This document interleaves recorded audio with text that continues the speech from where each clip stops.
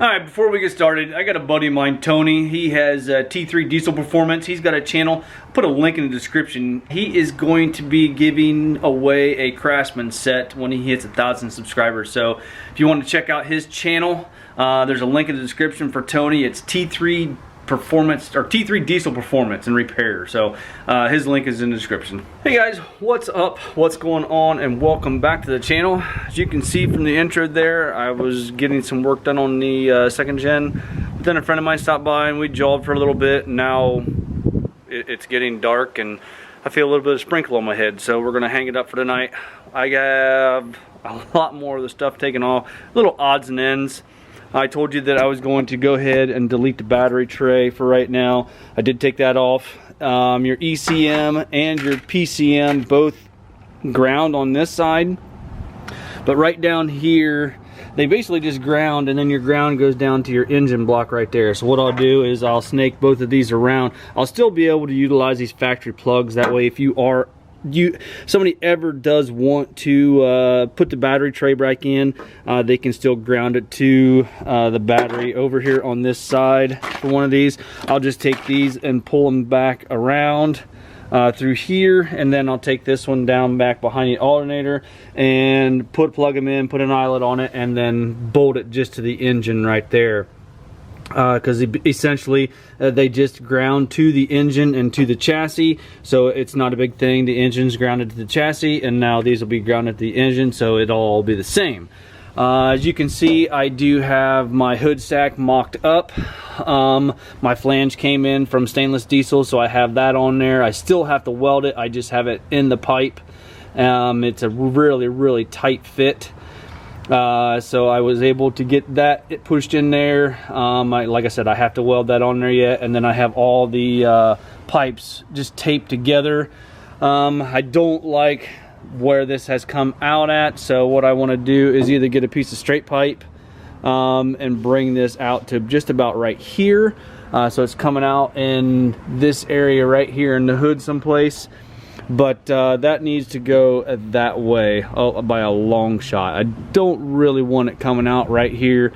I want to go that way just a little bit. So, and it's also got to go up. So if I just get a standard 90 and 4-inch, that should take care of and do what I want to do. I'm hoping.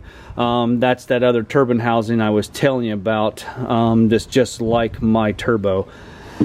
These work very well for $6.40 from Harbor Freight. I was able to pick those up. I did use a 20% off coupon. That's why it made them $6.40. So as you saw, I don't know how much you saw or was able to see, but I was able to push those in behind all those fittings, or all those spring fittings, and get that spring out of the way.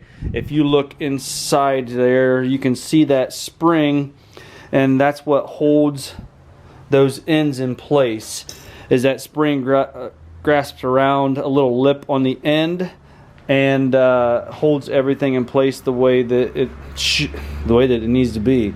When you do put these back together, make sure and put just a little bit of oil on those O-rings. The only other thing that I do have is I want to show you my hardware that I did pick out for the front timing cover. I went with a stainless steel button head, socket head, or button head, Allen head, whatever you want to call them. They're called socket heads, but they're a button head style. And it'll take an Allen wrench to put them in. I like the button head just a little bit better, and they do have to have, these have washered heads on them. So that's why I went with button head, because it'll be the same diameter as the washered head. So it'll still have the same clamping pressure against the timing cover, and I thought those would be a nice accent, give that a nice look to the timing cover. I thought that would be a really nice look. Instead of having black on there, we'll do some stainless. I have the stainless hardware on there from ARP as far as the exhaust studs. So I thought those would look pretty good. And then you, like I said in the beginning, when I was taking stuff apart, you have to have 2 different lengths. The only difference being is this is threaded all the way up and the other ones have just a little bit of a shoulder right here. So don't think that's going to be an issue. So it's just holding the timing cover on a gasket, and that is all it really does. Another thing that I think is pretty imperative, I always have a cart. I finally brought it up, got stuff organized, everything. I know the dually turbo is on there too, but that's just because I'm using it for mock-up. I have all of my stuff on there and organized as far as my bolts, my parts, stuff like that. The bigger parts, I have them upstairs in the attic. It's pretty obvious where they go, but this stuff here, I like to organize how they come off. If a bolt can go back in, if it's threaded, I always put those back in its place, just like on the battery tray. These bolts right here, I put those back in there just so they do not get lost. I guess there's just one more thing I want to show you tonight. Yeah, it's kind of a short video. Most of it is in the beginning of me tearing stuff apart. I did that as a kid too. It was always taking stuff apart. But at that point in time, a lot of it didn't go back together because I couldn't figure out how to put it together. So maybe that's the way that I am today. I have the compressor elbow painted for the dually. Now, before I show you this, I don't know how happy I am with it. You guys let me know in the comment section what you think of this color. It's not as dramatic as the red was. Actually, it kind of looks like an eggplant in my hand, to be honest with you. So this is what it looks like.